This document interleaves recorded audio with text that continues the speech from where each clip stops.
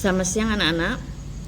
Untuk hari ini Budia akan menerangkan tentang suatu kebiasaan yang kecil supaya hidup kita tetap sehat. Ya, kebiasaan kecil supaya hidup kita tetap sehat. Kita hidup tentunya semuanya kepengen sehat ya. Semuanya pengen sehat, nggak sakit. Lalu apa yang harus kita lakukan supaya kita tuh tetap sehat? Antara lain yang pertama itu bersyukur. Jadi setiap pagi atau setiap bangun pagi kita harus mengucap syukur kepada Tuhan. Ini harus bersyukur. Walaupun kita sakit ya juga kita harus bangun pagi mengucapkan syukur kepada Tuhan. Kalau kita sakit, kenapa kok saya sakit? Ini ada apalah ini? Kita bisa mencari ya. Kita tetap bersyukur. Memang Tuhan memberikan sakit itu pasti punya ada rencana tersendiri, rencana yang indah tentunya. Yang kedua, minum air putih yang cukup.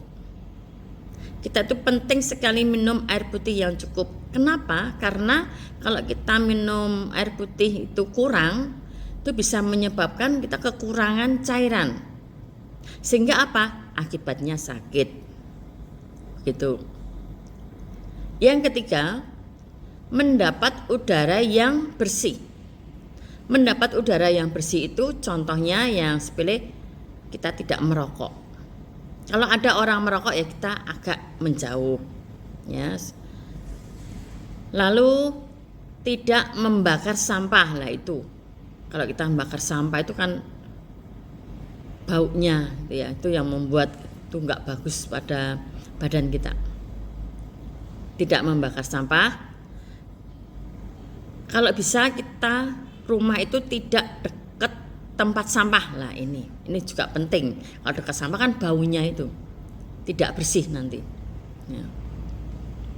Yang keempat yaitu olahraga kecil. Olahraga kecil itu yang bagaimana? Olahraga kecil itu tentunya kita olahraga ya, kita diwajibkan untuk olahraga dan juga mendapatkan sinar matahari. Itu sangat penting. Kalau kita cuma di dalam aja nggak pernah olahraga ya nggak bagus. Kita butuh sinar matahari untuk vitamin ya. Yang kelima yaitu makan secara teratur.